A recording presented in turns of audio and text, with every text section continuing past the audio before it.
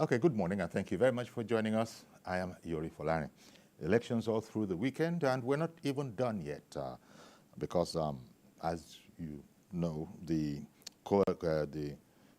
collating of results from Bayelsa State will resume from 12 noon. Okay, but, you know, the off-cycle elections that we've had in Bayelsa, in Kogi, and in Imo State is largely done, and our guest this morning is Mr. Solomon Adoga. Solomon is Senior Programs Officer at the Transition Monitoring Group. Transition Monitoring Group, as you know, is a citizen election observation coalition that independently verifies election results. A fine morning to you, Solomon.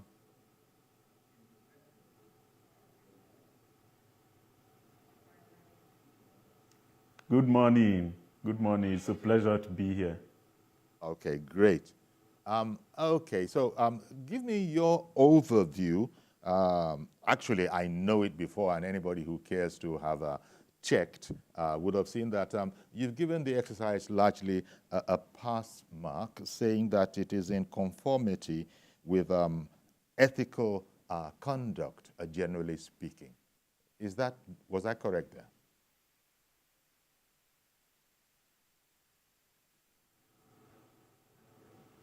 Oh yes. So you are basically referring to our preliminary report, which we issued in the middle of the process on Saturday, and largely those were drawn from our observations from the field, and we observed at that hour where we issued that statement, basically large, conformity with the electoral process. We basically observed improvements, from the 2023 election, speaking with regards to even the conduct of INEC, where we saw improvements in logistic deployment. Most polling units reported very, early commencement of voting procedures, and very encouraging to say. In some places, the officials and election materials were already on ground even before 7:30. Those are very encouraging things to see, and we also saw great functionality of the beavers in most of the places, though a pocket of incidences of malfunction here and there, which we also observed were later corrected. So voting also went smoothly in terms of voters, conducting themselves in order. But I mean, at that hour, we also noted a huge level of voter apathy, particularly in states like Imo and Bayelsa. But we were also not happy to see some of the issues that later emanated. And we clearly stated in our preliminary report that we hoped that, we will be able to sustain that momentum that we had from the beginning of the election throughout the day. We are not oblivious of the fact that election come through phases, and we know that the problems that are associated with those phases of elections can be quite different. So we were not oblivious of that fact, and we want that stakeholders should play their roles to ensure that, especially the vote management process, should be transparent, so that it does not quickly spiral to disorder. And it was unfortunate to see that we saw that happening in some of the areas across the 3 states. Isolated incidents of violence also occurred. But I suppose going back to that report, that preliminary report that you had said, you'd also sort of commended the security agencies, INEC itself and the security agencies in conducting themselves appropriately. There were isolated incidents, but you felt that it had been adequately taken care of. Mm-hmm. Yeah. Okay. Absolutely. Yes. So if we take our minds back, it's easy to recall that, I mean, the build up to the off-cycle elections in those three states, indicated potential for violence, across the three states. And it's not just because of the off-cycle, the 2023 off-cycle election. There's also a bit of history behind that, So if you look at violence analysis across states of the Federation, these three states have history of electoral violence. So, we were very cautious of that fact. And, the pre-election environment also indicated that perhaps we will have, security situations to deal with. So that was the reason why we were quick to commend the actions of the security agencies and the conduct of INEC, because these both stakeholders, their actions can also quickly cross over. What INEC does and how INEC conducts itself can quickly become a security situation for the security agencies to handle. And how the security agencies conduct themselves can also make or mar the electoral process. So looking at those pre-election environment, there was no given that we were going to go into the peaceful conduct of those elections at any point in time. But we saw very encouraging level of calm across the three states, from the beginning of the election, and like you see, in large part of the areas of the three states, so we saw that peace, and we, pockets of incidences of violence here and there, which we also saw the security agencies, rose to the occasion. So it was on that basis that we felt that the security agencies had done, commendably well, because in building up to the elections, the actions of the political actors did not show that, they were going to restrain from perpetrating violence. But maybe they did, and it was just, the proactiveness of the security agencies that largely put, some of those things into check. And it was as a result of this that we were able to have, citizens vote peacefully in orderly manner. But one of the way that, this fear also affected the election, where we saw earlier on, voter apathy across, the three states. So if you have a tense security or environment in an election, then you can be rest assured that citizens are not going to want to, put their lives on the line. And this can be one of the reasons, this can be said to be one of the reasons why, voters largely stayed away. And a number of factors, actually, but generally, we thought and we agreed that, the security agencies and INEC, conducted themselves very well, if not for, the pocket of incidences here and there that we can always refer to.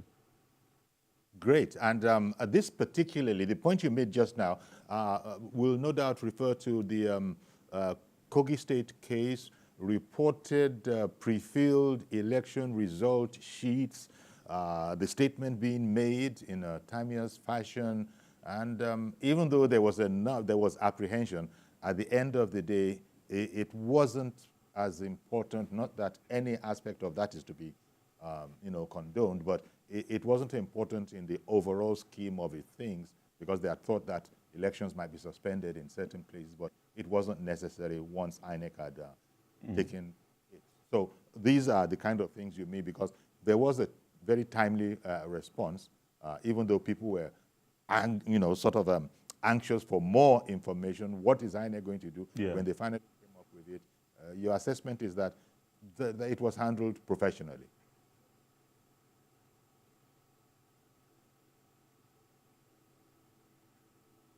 Yes, very commendably, INEC responded to that, very swiftly. And there's nothing more that they could have done at that point, but to assure that they were going to investigate that, But also disappointingly, we because I watched and listened to the rec of Kogi State, denying that incident, saying that he had not gotten any report to that instance, and that if there's any of such a report from the civil society quarter, that the civil society were not, electoral umpire. That's rather unfortunate.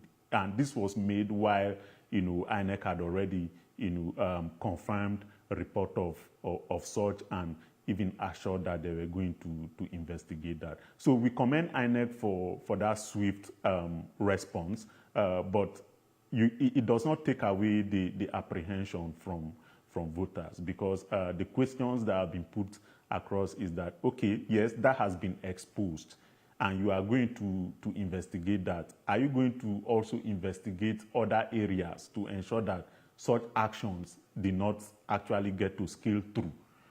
So those are very germane questions. And while INEC, had, done its tabulation and, seen that the results from that area was not significantly going to affect the result, but then those apprehensions still continue to exist in the minds of citizens. And what is important here is we are trying to build citizens' trust from where we are coming from.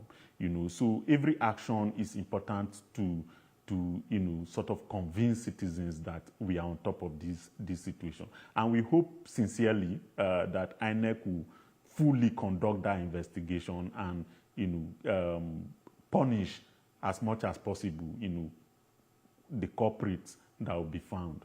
That will go a long way to maybe not just assuaging the minds of the political actors that would have felt offended, but also boost citizens' confidence, not just on INEC, but on the electoral process in general. Okay. One moment. Let me bring in Reverend Dominic, who has called in. A fine morning to you, Reverend. Good morning, Chief Yori. You Good are morning. looking wonderful today. Thank you very much for calling in. Good morning to your guest. Yes. Solomon Adoga. Let me express my concern over this election. Let me talk about the state which I monitor. Good morning. 100%. Good morning. My state, Imo State. Yori, just a year ago, there was election in Ekiti. There was election in Osho. And the use of beavers and RF was well, used. And people applauded INEC for Ekiti and Osho. But after the 2023 election, it's like we have gone back to the issue we have in 2007, where people now write results. I come from Imo State, where we call Mbise. I come from Mbise. Let me give it. There is 2 local governments. They said the governor of Imo State won 27, they go 27 local governments. It's laughable. I came from Mbise. There's sentiment in Mbise, 2 local governments. Every is Mbise, where I come from, and Abo. Abo is where the governor he defeated in Supreme Court came from. There's no way Hope will win in these 2 local governments, Abo and Ezimite. But he won all. The time of writing results has come back again. And if you don't agree with me, look at Kogi State. Kogi State, there was a result brought in before 7:89 in the morning to start the election, which means people follow that result. Wait. Let me understand you properly, Reverend Dominic. Okay. Are you contesting INEC's declared figures? If I hear you clearly, you are saying if I'm comparing INEC of this time to 1907 INEC. If I had to clear. You said you want to speak specifically about Imo State. And Imo State, according to INEC, it was APC declared it for the governor and APC, 540,000 votes, 540,308 votes. Yes. Are you contesting that INEC authenticated and declared figure? Yes, sir. This one giving you 2 local governments. That is mission impossible for Osadoma to win. One is the local government in Mbise, another one is Abo local government in Mbise. There's no way Hope Osadoma to have won in that 2 local governments. I'm not contesting, I'm contesting where I know For INEC to say that Hope won in 27 local governments, that is that's laughable. Let me use the word laughable. What I'm trying to say, I've gone back to the era of writing reports in our bedroom. But before 2000, people have trusted beavers and trusted IRF. In Imo State, the result in IRF is the result that it's sometimes to see the result. The one in the IRF is different. We are. All right. Well, thank you very much, Reverend Dominic. Solomon, what do you think? He says, INEC is, Imo is his state, and he is complaining about aspects of it, and indeed, you heard him. Actually, I don't know that there's anything you can say to that. That's his own observation. Yes, I did. And I would not say that the... You yourselves are observers. Okay, I would not even think that the Reverend is... Yes, so I would not think that the Reverend is alone in his thoughts, and citizens have a right to these thoughts based on, their perception, based on what they see,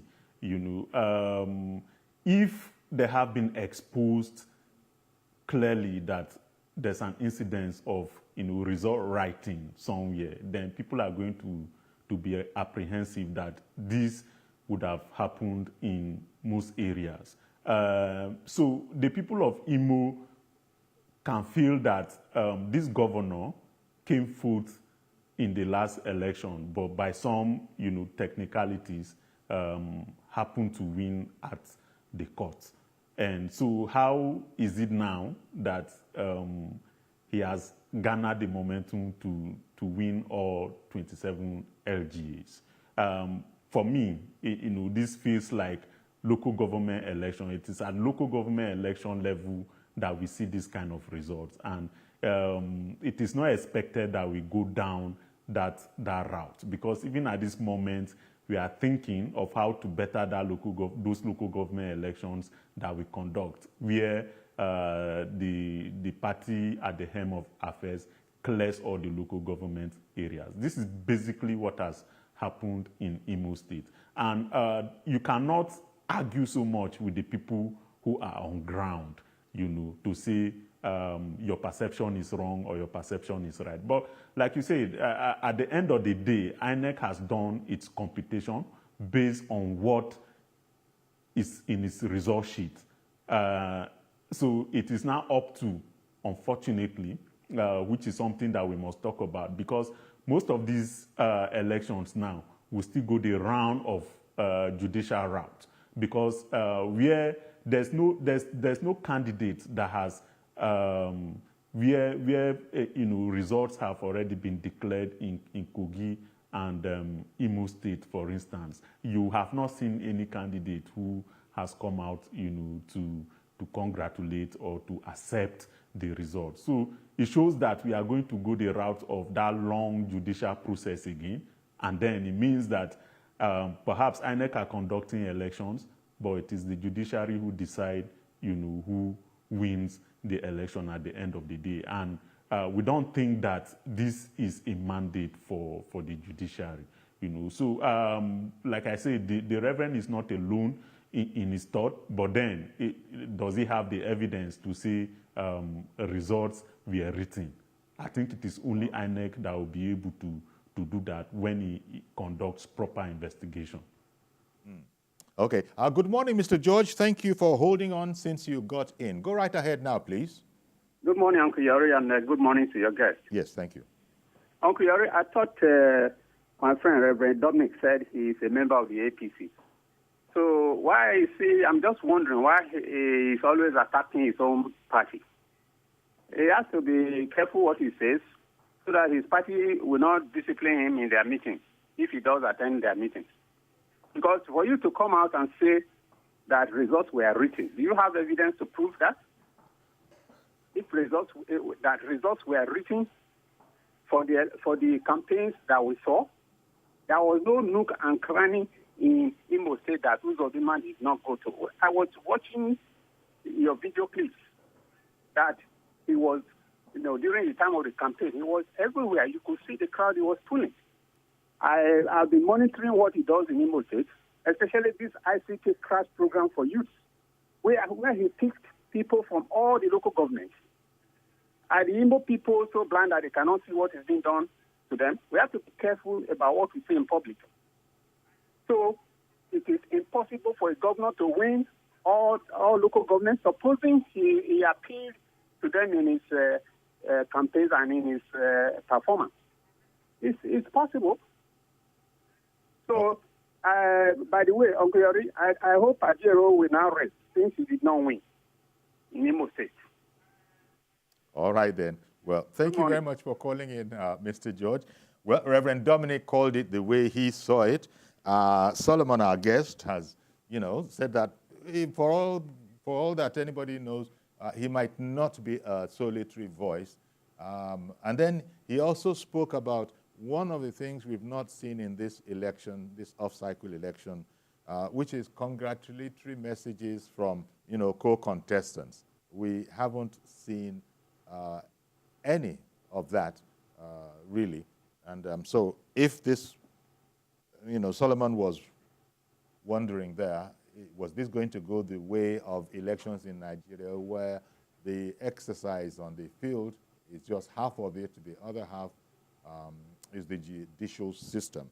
But okay, as we are, considering this, we're sort of looking at an overview of it. There was the point about initial apathy, even in this very Imo, and then in that very Imo, again, let it be said, there's no way you sweep it under the carpet. There was reported to be the use of cash, which is an absolute no-no.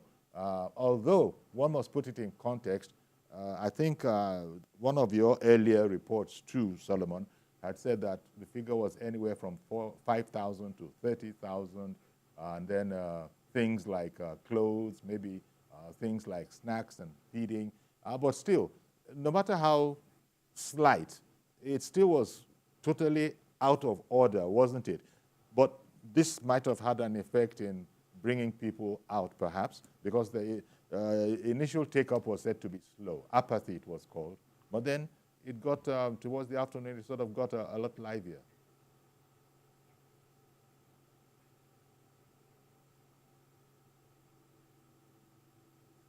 Yes, absolutely.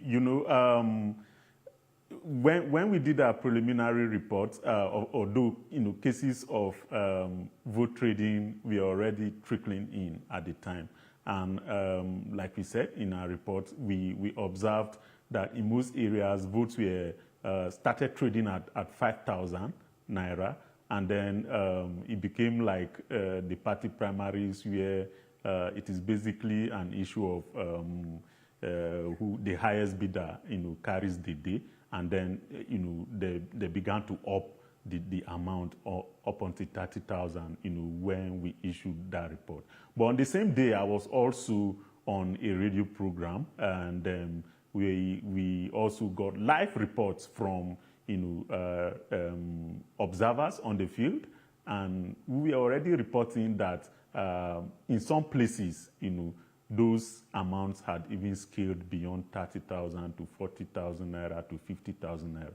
And some were also accompanied by gift materials, or so to say, wrappers, and in some places even bread, Like you said, vote trading is not what we want to see. Yes, politicians want to win elections sometimes at all costs, but we must not dehumanize ourselves. Vote trading is very dehumanizing. It's looking at your fellow citizen and saying to them that because I am richer than you, sorry to interrupt you, let Solomon. me buy your conscience, let me buy your rights. There's a delay, so Solomon can't hear me immediately. So sorry about that. I was just apologizing for interrupting you, but Mukhtar in Kano has come on the line, and I didn't want us to lose him. Good morning to you, Mukhtar. In spite of my best efforts, I still lost him. I'm so sorry about that, Mukhtar. apparently I didn't get to you early enough, but if I did get to you, perhaps we would have lost it just the same. Mukhtar, see if you can call in again. And so I can now return to you, Solomon, because you were speaking about this matter, that after an initial apathy and slowness to come out, then because of this undesirous, effect of money, gifts, and that kind of a thing, upping the ante.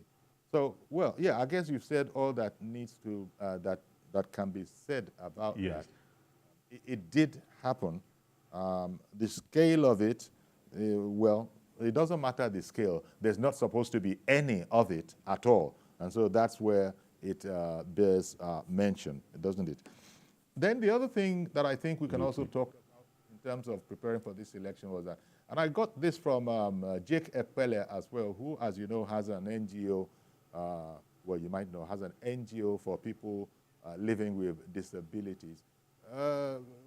Ramps, some of these devices that would have made life a lot simpler for people with disability who wanted to vote. And this is something that Jacob Pele champions in his NGO. You had also noted in your earlier report too that there weren't as many of this as one would have desired.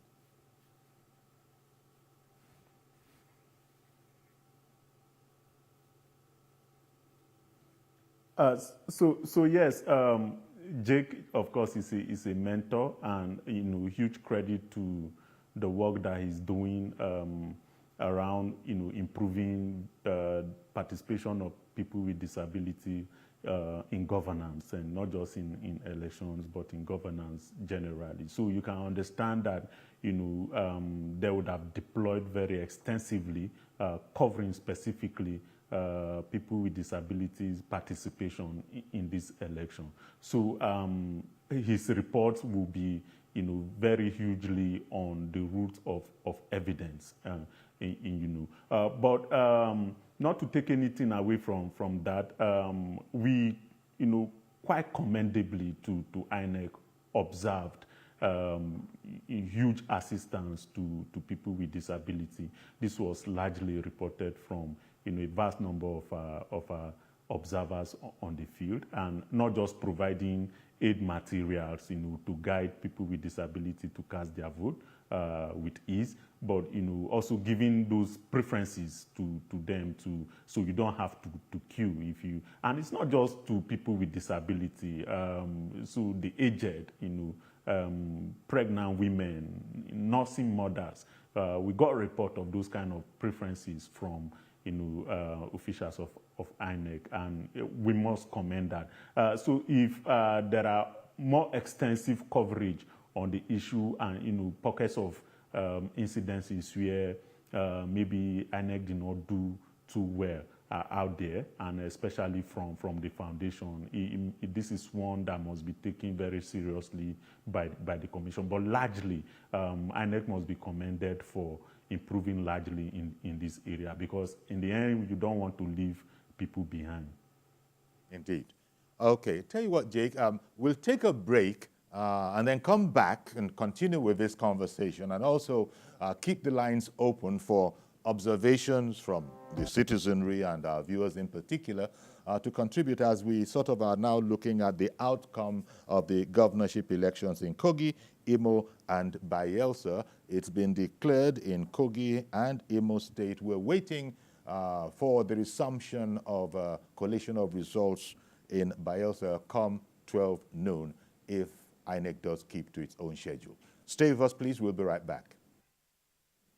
Okay, welcome back, and our guest still is Solomon Adoga, Senior Program Officer, TMG, a Transition Monitoring Group, and that's a citizens' election observation coalition that independently verifies our election results. And so we're effectively getting the benefit of their observations. Now let's go into perhaps the core of the election, because we've been speaking in more or less general terms on how it all went. But we can say it has been said that the elections have largely been called, declared in Imo and in Kogi states. So that is, APC has sort of ruled the day in those states. Now, we still have Bayelsa to go in terms of the collation of results there, and we understand that Governor Diri is leading, or was leading, when, when things were suspended, to be resumed at 12 noon. Give us an overview, a sort of recap on that. We've heard, for instance, mentions, Reverend Dominic came in on that look, Imo State sweeping the entirety of the state, it gives him cause for concern. You also have commented on that. Kogi State, would you like to comment on, the elections and the declarations in Kogi State? It's, of course, APC at 446,000 odd votes.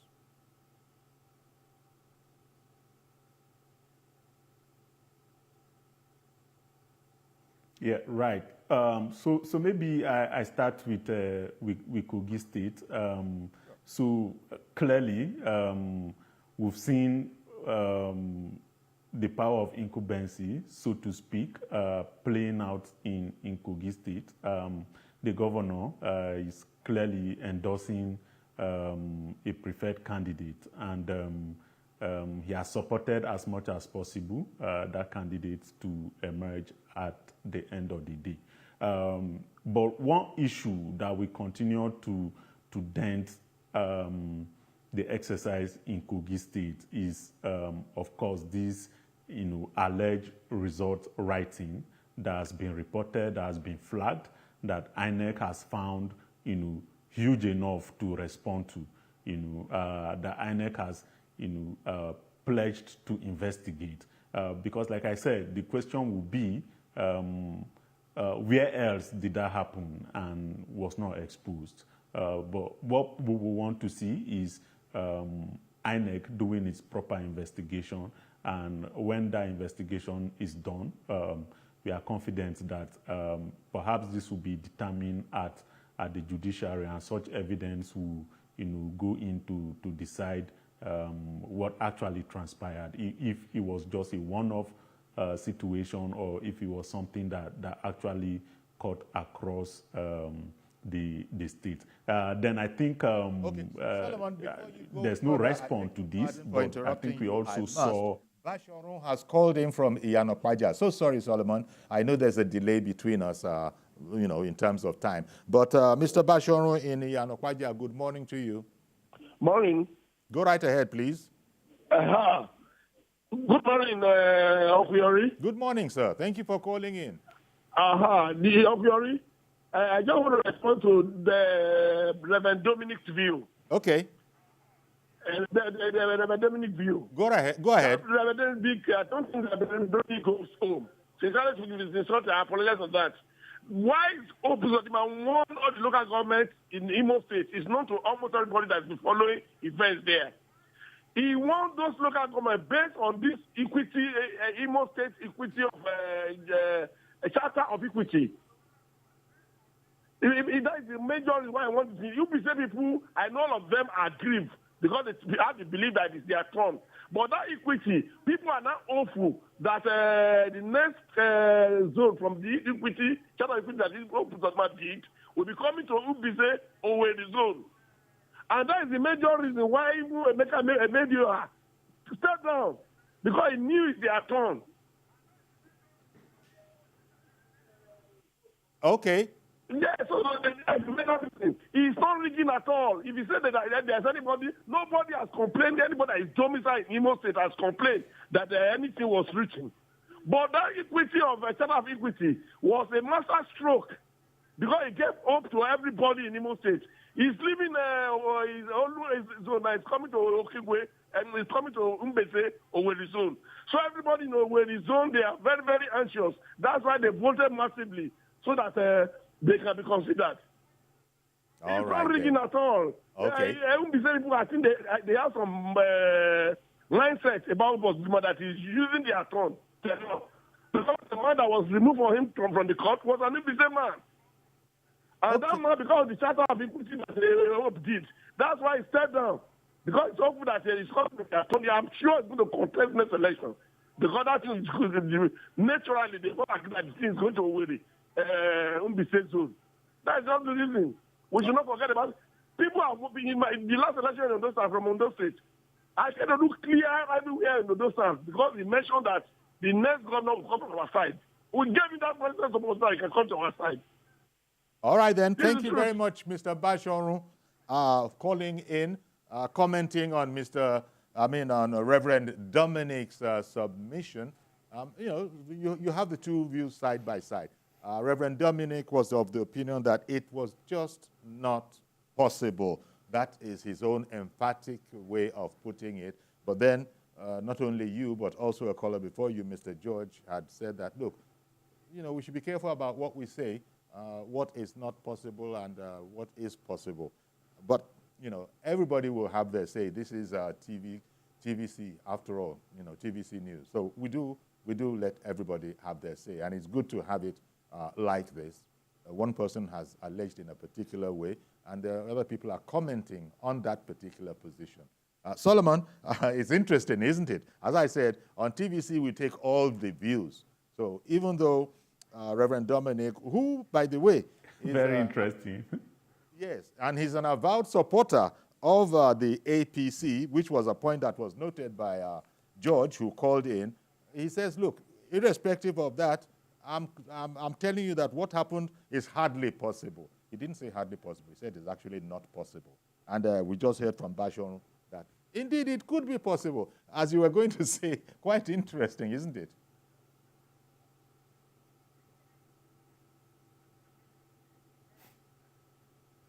Very, very, very interesting.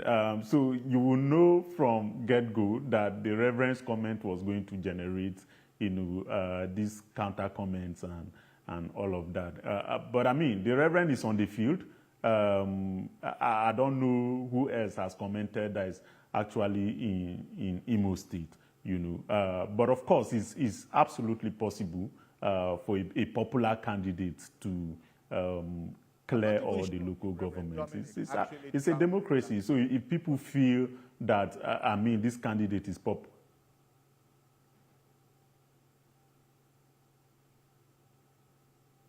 Sorry, I didn't hear that.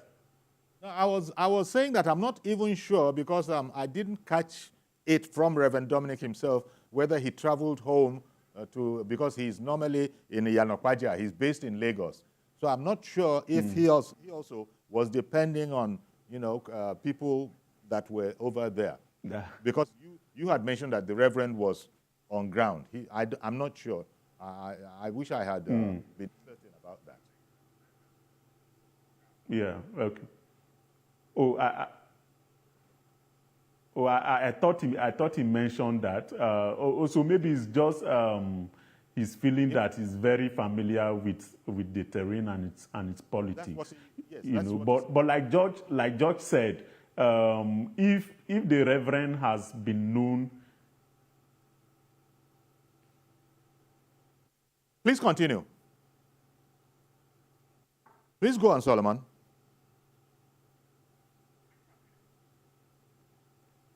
Good. So, all right, great. Because in George's comments, you can deduce that perhaps the Reverend, as an APC member, has been commenting negatively on APC over time, which clearly is anti-party activity. I'm not a politician. I don't know how those things work for them. And he has clearly warned him to desist or else, be punished by his political party. So if he's known for that, perhaps he's just expressing those kind of sentiments again, But then we cannot say categorically that we've seen in recent time elections in Nigeria where, especially gubernatorial elections, where a candidate is expected to clear all the local government areas when you have strong oppositions who also come from places within that state. These are just things that we can think over or that we can think through. Because one of the reasons why we discredit our local government elections is the fact that the governor's party is going to clear all the local governments in that pool. So it's basically pre-written results. And that's what it is. So if this is looking, I'm not saying this is what it is, but if it is looking like our local government elections, people like the Reverend and whoever else, have every right to be apprehensive, to question that. It's a red flag. It should be questioned. So we cannot come to take away that right to be apprehensive about this red flag from the Reverend. Very much so. Let me bring in Mr. Joshua, who has called in from Irewolede in Ogun State. Good morning to you, Mr. Joshua. Good morning. Great morning. Good to hear from you. And I greet your guest. Thank you. As much as we would like to enjoy this program without distractions, I don't like this thing that this Reverend Dominic is doing, like applying everywhere. He's in Lagos in his church, probably doing night vigil. And he will now be talking about writing results. Which results? Reverend Dominic should understand that we are at the age of technology. Yes, things can be recorded and posted on social media. This way he just comes on. By the way, he's not an APC person. This person has never been. So people should understand. No, exactly. He just has been a supporter, as a number of people who call in are. I'm not sure. I don't really know that he's a card-carrying member. I just am saying it like it is. He's not a supporter of APC on Guyori. Okay. See, Hope Uzodinma has put a lot of pundits in big trouble because they called him Supreme Court governor. Now the man has turned to governor of the people. They are not happy about that. That his legitimacy is confirmed. So the point here is this for me. I think our politicians should start learning how to manage failure. This idea of once I don't win, pull down everywhere, I neck as this, what's that? This is a contest. Somebody is going to win. No election is ever going to be perfect. And what our politicians are doing, once they see a stronger opponent, they start pulling problem into the air, just looking for excuses here and there to explain away their failures. That's the truth. They should accept that these things is a contest. Somebody has to win. And the media should please start educating our politicians. It's time for them to start behaving statesmanly. And everywhere, stop gaslighting everywhere every time they lose an election. So we have Nigeria and we have the interest of... all right, then. Thank you. Thank you very much, Mr. Joshua, calling in from Irewolede. So I get the impression that you often are following us, but it's not every time that you feel a need to rise up, as it were, to even contribute. But this one that Reverend Dominic went and said this morning, and that has reacted to by George, you've also risen to the occasion yourself. As I say once more, TVC will take all views in as much as they come out like this. We're ready. So there you go. But you have said, Solomon, that these things, the way they're looking, they can be queried. In fact, I think you started off yourself by saying that you weren't even sure if the good Reverend was a sole voice. Remember?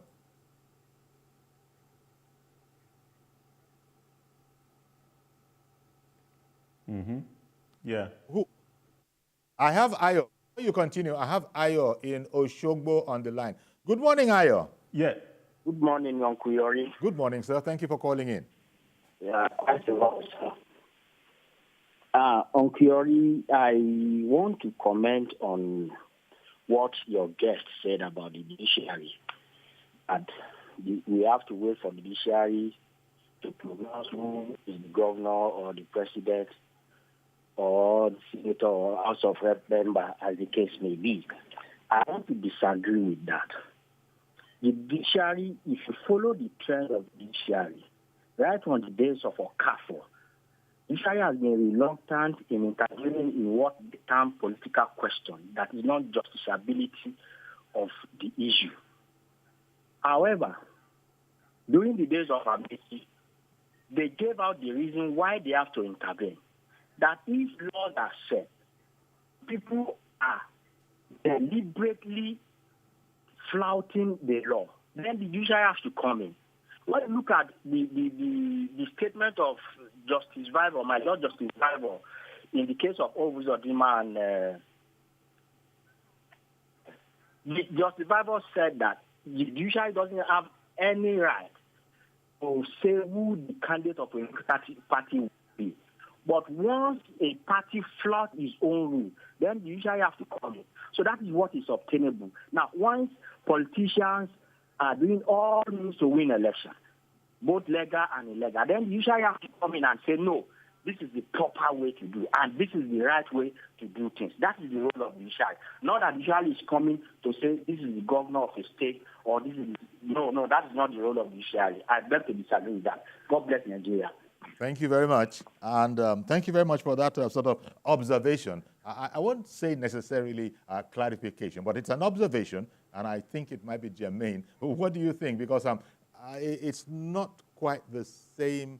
I don't know the extent to which that paradigm fits over the one that we're talking about, Solomon.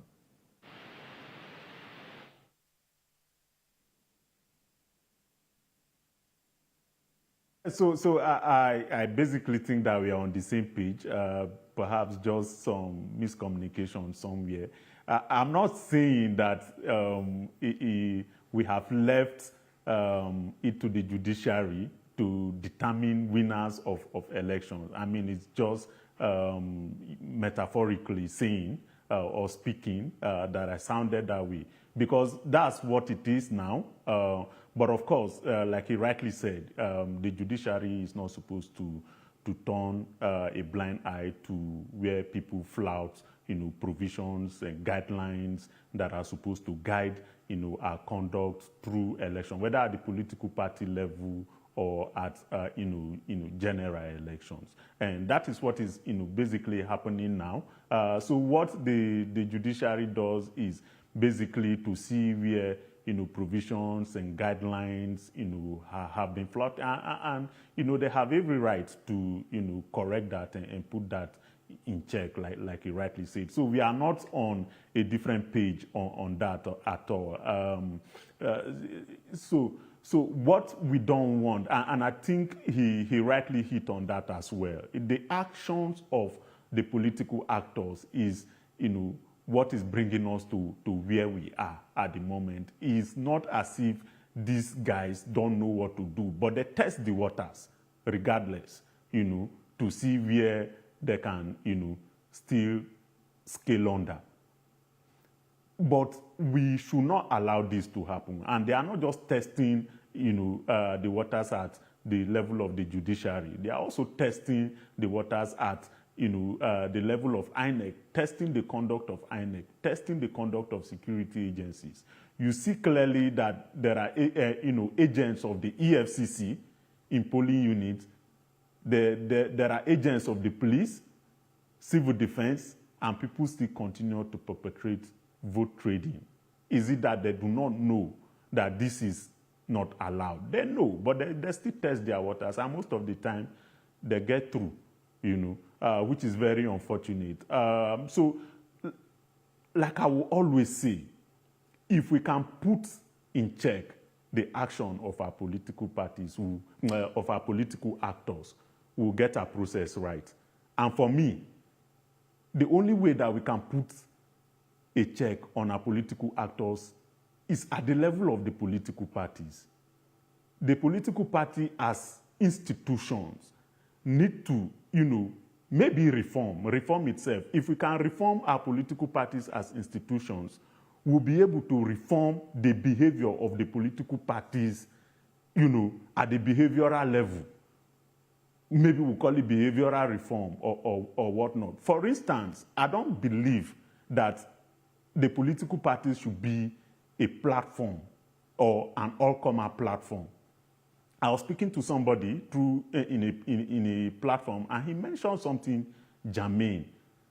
Political parties should have institutes where, if you are going to contest on the ballot, on the banner of a certain political party, you should be able to have proven that you are a product of that institute, because that is the only way that the political party can say that it has reflected its ideas, its ideologies on you as a person. And even you as a person can say that you have imbibed the ideologies of that political parties. It is through those institutes that a political party can define what its ideas are. Otherwise, we'll just be political parties for sake of being political parties. So, in the end, it's not just everybody coming in through. You come in because you have gone through our institute, so that we are not having this midnight decamping that we have. So we seriously need to look at our political parties, because for me, it is the political actors testing the resolve of INEC, testing the resolve of security agencies, testing the resolve of our judiciary. So if these people are acting right, because at the polling unit, I'm not sure that any voter is going to demand for money. It is the actors selling. Sorry, it is the actors demanding to buy, and then there's a willing hand to sell. That is the case. So if nobody is there to buy, trust me, there won't be vote trading. So we need to put in check the actions of these political actors. And like I think the second to the last caller said, Joshua. in midday Saturday, we were saying, okay, this has gone peaceful so far. Sorry? I think that was Mr. Joshua. You said the second to the last caller. Sorry, I'm sorry. I wish I hadn't interjected because of the delay. The Yes, name of the yes. You know, Mr. Joshua, right? You know, he mentioned something, you know, quite significant. You know, and these are things that we must, you know, take into action, right? Midday into the process, we are seeing a peaceful process, but we are cautious, and we warned that this is not the end of it. This can quickly spiral over at the next phase, which is result management. And in most of the cases where we have these pockets of incidences, you know, they occurred at that level. Sometimes it is not because something has gone wrong. It is because perhaps a losing politician has seen the writing on the wall and begins to instigate violence, you know, through some kind of comments and commentary. This should not be allowed, you know. So if we have a system that, you know, I'm so sorry. I'm so sorry. I interjected, but there's this, you know, uncomfortable delay between us. But that's as far as we're going to be able to take it. And I want to thank you very much for coming on our program and sharing, giving us the benefit of the observation of your group, the TMG.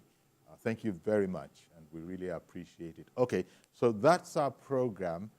We're going to have to leave it there for now. Please join us tomorrow for a fresh edition. I am Yori Folari. Bye-bye for now.